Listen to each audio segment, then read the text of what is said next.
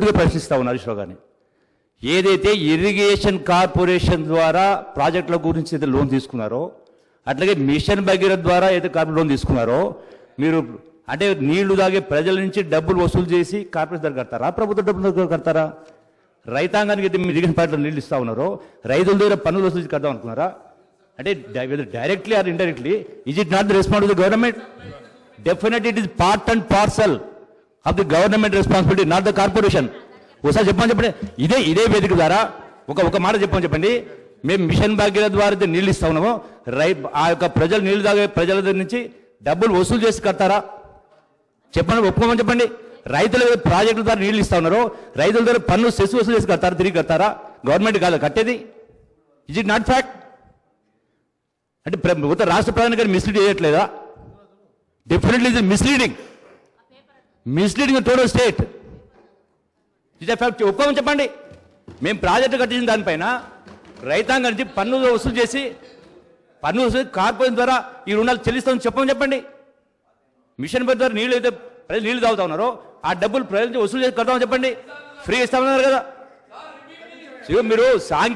మీరు సాంకేతికంగా మీరు మీ యొక్క టోటల్గా మీకు ఉన్నటువంటి మేధాశక్తిని ఉపయోగించి, సాంకేతిక పరిజ్ఞానం ఉపయోగించి టెక్నికల్ మాట్లాడుతూ ఉంటే వాస్తవాలే ఉంటాయి. హరీష్ రావు గారు తొందరగా ముగించండి, ఇతర పార్టీలకు కూడా సమయం ఇవ్వాలి. స్పీకర్ సార్ దయచేసి ఒక 30 నిమిషాలు కల్పించండి, మీ దయ ఉండాలి సార్. 10 నిమిషాల్లో కూడా ముగించండి దయచేసి ప్లీజ్. ఇది రాష్ట్ర ప్రయోజనాల కోసం సార్, నా కోసం కాదు సార్. అధ్యక్ష, గౌరవనీయులు మంత్రి గారు జూపల్లి గారు ఒక విషయం అడిగారు అధ్యక్ష. మీ హయాంలో అధ్యక్ష, ఇక నేను మళ్ళీ చెప్తేనేమో నా సబ్జెక్ట్ డీవియేట్ అయితే మళ్ళీ టైం కట్ అవుతుంది. That's my problem. సో అధ్యక్ష, మేము మీ హయాంలో వచ్చిరాని నీళ్ల కోసం నీటి తీరువా వసూలు చేసిన చరిత్ర కాంగ్రెస్ పార్టీది అయితే, నీటి తీరువాను రద్దు చేసి ఉచితంగా నీళ్లు ఇచ్చిన చరిత్ర బీఆర్ఎస్ పార్టీది. పాత నీటి తీరువా బకాయిలను రద్దు చేసినాం. ఈ రాష్ట్రంలో రైతులకు ఉచితంగా సాగునీరిస్తూ నిర్ణయం తీసుకున్న ప్రభుత్వం మా బీఆర్ఎస్ ప్రభుత్వం అధ్యక్ష. ఇకపోతే అధ్యక్ష, మంచినీళ్ల విషయంలో గత 3 సంవత్సరాల నుంచి కూడా ఈ రాష్ట్రంలో ఎక్కడా ప్రజల నుంచి ₹1 కూడా వసూలు చేయలేదు. ఈ రాష్ట్ర ప్రజలకు ఉచితంగా త్రాగునీరు గత 3 సంవత్సరాల నుంచి ఇస్తున్న విషయం రాష్ట్ర ప్రజలందరికీ కూడా తెలుసు అధ్యక్ష. ఇకపోతే అధ్యక్ష, ఈరోజు అప్పులు ఎందుకోసం చేశారు, దేనికోసం వినియోగించారు, దానివల్ల కలిగిన ఫలితం ఏమిటి అనేటువంటిది ముఖ్యం అధ్యక్ష. తెచ్చిన అప్పులను ఎలా వినియోగించామనే దానిపై ఈ రాష్ట్ర ఆర్థిక క్రమశిక్షణ ఉంటుంది అధ్యక్ష. ఈ విషయం సగటు ఆర్థిక పరిజ్ఞానం కలిగిన వారిని ఎవరిని అడిగినా కూడా చెప్తారు. తెలంగాణ ప్రభుత్వ పరిమితికి లోబడి తెచ్చిన అప్పులను క్యాపిటల్ ఎక్స్పెండిచర్గా ఉపయోగించి తద్వారా సంపద సృష్టించింది, రాష్ట్రానికి ఆస్తులను సమకూర్చింది అధ్యక్ష. ఇవాళ బీఆర్ఎస్ తెచ్చిన రుణాల గురించి మాట్లాడుతున్న కాంగ్రెస్ ప్రభుత్వం ఆ రుణాలతో సృష్టించిన ఆస్తుల గురించి కానీ, వాటి విలువ గురించి కానీ, తద్వారా పెరిగిన సంపద గురించి కానీ, పెరిగిన తలసరి ఆదాయం గురించి మాట్లాడకపోవడం వారి కుట్రపూరిత వైఖరికి నిదర్శనం అధ్యక్ష. ఈ వైఖరిని ప్రజలు కూడా గమనిస్తున్నారు అధ్యక్ష. గుమ్మి నిండా వడ్లుండాలి, గూటమూల పిల్లలు ఉండాలంటే ఎట్లా అధ్యక్ష? ఇదేం థింకింగ్ అధ్యక్ష? తెచ్చిన ప్రతి పైసా భవిష్యత్ ప్రయోజనాల కోసం పెట్టుబడి పెట్టినాం. గర్వంగా చెప్తున్నాం అధ్యక్ష.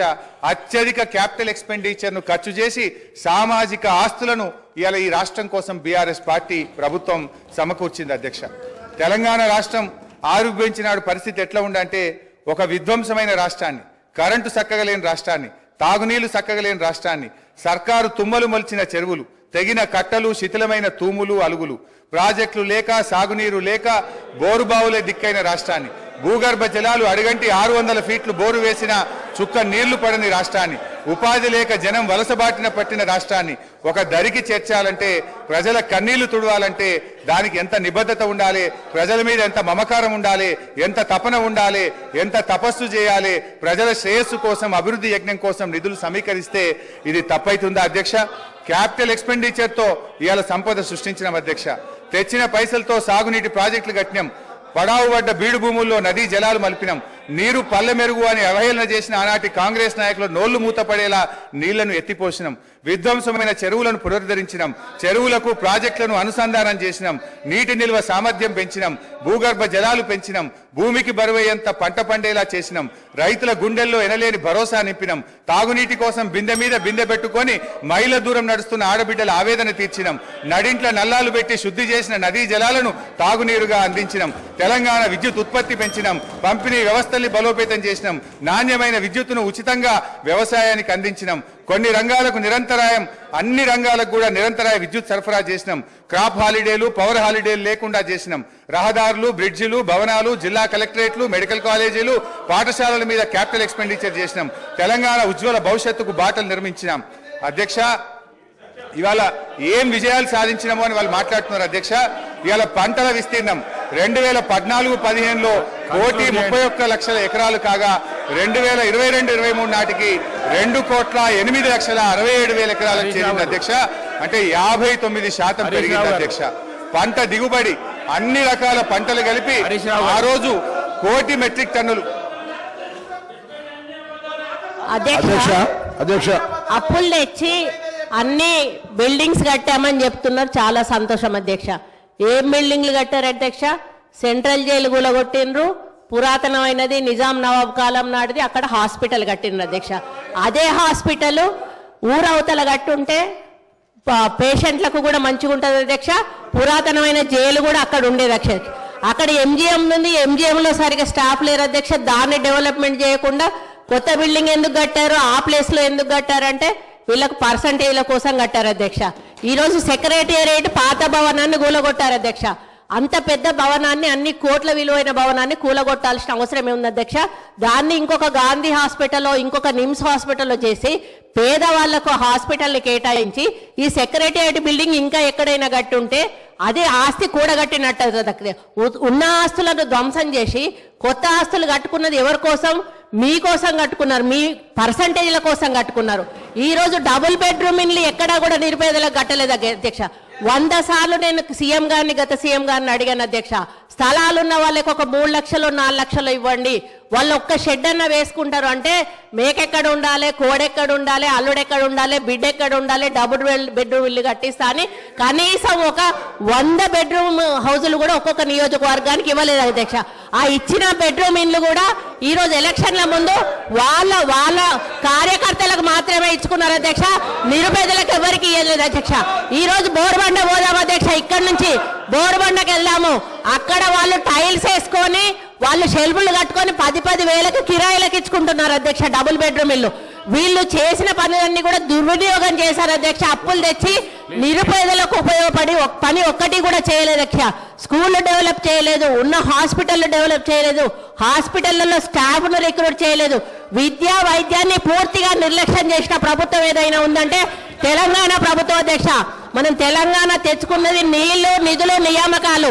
ఈరోజు నీళ్లు, కృష్ణా జలాలను ఆంధ్రాకు అమ్ముకుంటున్నారు అధ్యక్ష. ఒక్కటి నేను అడుగుతా అధ్యక్ష, పక్క రాష్ట్రాలు అన్నప్పుడు ఫ్రెండ్షిప్ గా ఉండాలి అధ్యక్ష. సీఎం కేసీఆర్ కుటుంబం అయ్యో జగన్మోహన్ రెడ్డి ఇంట్లో భోజనం చేస్తారు అధ్యక్ష. జగన్మోహన్ రెడ్డి కుటుంబం వచ్చో సీఎం కేసీఆర్ ఇంట్లో భోజనం చేస్తారు అధ్యక్ష. వాళ్ళ వెనకాలనేమో కేటీఆర్ గారు వెళ్తారు అధ్యక్ష. మామూలుగా ఇద్దరు సీఎంలు కూర్చున్నప్పుడు తప్పకుండా వాళ్ళ చీఫ్ సెక్రటరీ, వీళ్ళ చీఫ్ సెక్రటరీ ఉండాలి. ఇద్దరి సీఎంల మధ్యలో ఏం సంభాషణ జరిగిందన్నది ప్రజలకు తెలియదు అధ్యక్ష. ఇన్నిసార్లు వీళ్ళు కలిసినా కూడా వీళ్ళు ఏం మాట్లాడుకున్నారు అనేది ప్రజలకు తెలియదు అధ్యక్ష. మళ్ళీ వచ్చినాక ఆంధ్ర మీద బయట తిడతారు అధ్యక్ష, లోపల మాత్రం భోజనాలు చేసుకుంటారు. కేటీఆర్ గారు ఏం మాట్లాడుకున్నారంటే వాళ్ళేదో అభివృద్ధి గురించి మాట్లాడుకుంటున్నారు, నాకు సంబంధం లేదని వచ్చి ఈయన ప్రెస్ ముందట చెప్తాడు అధ్యక్ష. ఈ రోజు సెంట్రల్లో నీటి వనరుల గురించి మీటింగ్ పెట్టినప్పుడు ఎంతమంది ఇక్కడ నుంచి పోయారు, ఎవరెవరు పోయారు, ఎప్పుడు సీఎం పోయారు, అది ఒకసారి చెప్పమన్నాను అధ్యక్ష. ఈ రోజు కేంద్రాన్ని ఎందుకు బద్నాం చేస్తున్నారు అధ్యక్ష? ఈ రోజు మోడీ గారితో మీరు సత్సంబంధాలు ఎందుకు పెట్టుకోలేదు? ఈ రోజు యాదాద్రి విషయంలో చిన్నజీయర్ స్వామిని ఎంకరేజ్ చేశారు. ఈ రోజు ఆయన ఎక్కడో ఒకటి కట్టుకుంటే అక్కడ మోడీని పిలిచిండని ఈ రోజు మోడీని పక్కకు పెట్టేసి మోడీతో సంబంధాలు లేకుండా సెంట్రల్ ఫండ్స్ తెచ్చుకోకుండా ఈ రోజు కేంద్రం ఇవ్వడం లేదని బద్నాం చేయడం తప్ప అధ్యక్ష. ఈ రోజు కేంద్రాన్ని దూరం పెట్టింది వీళ్ళు, కేంద్రం ఫండ్స్ ఉపయోగించుకోండి వీళ్ళు. చాలా ఫండ్స్ ఈ రోజు రిటర్న్ పోయినాయి అధ్యక్ష, కేంద్ర ప్రభుత్వ నిధులు. దాని వైఫల్యం పూర్తిగా గత ప్రభుత్వాన్ని నేను చెప్తా ఉన్నాను అధ్యక్ష. దయచేసి ప్రగల్భాలు పలగకండి. ఈరోజు తెలంగాణ లాభాల బాటలో ఉన్న తెలంగాణను కాంగ్రెస్ పార్టీ మీకు అప్పచెప్పింది. నష్టాల బాటలోకి వెళ్ళి నిరుపేదల జీవితాలు మీరు బాగు చేయలేదు. కేవలం పెద్దవాళ్ళని బాగు చేశారు, పేదోళ్ళని ఎక్కడున్న వాళ్ళని అక్కడ ఉంచారు. ఈ వాస్తవాలను ఒప్పుకోవాల్సిన బాధ్యత మీ మీద ఉందని ఈ సందర్భంగా గుర్తు చేస్తా ఉన్నాను అధ్యక్ష. ఇంతమంది మంత్రులు మధ్య మధ్యలో వేస్తే మేము ఎట్లా మాట్లాడగలుగుతాం అధ్యక్ష? What is this?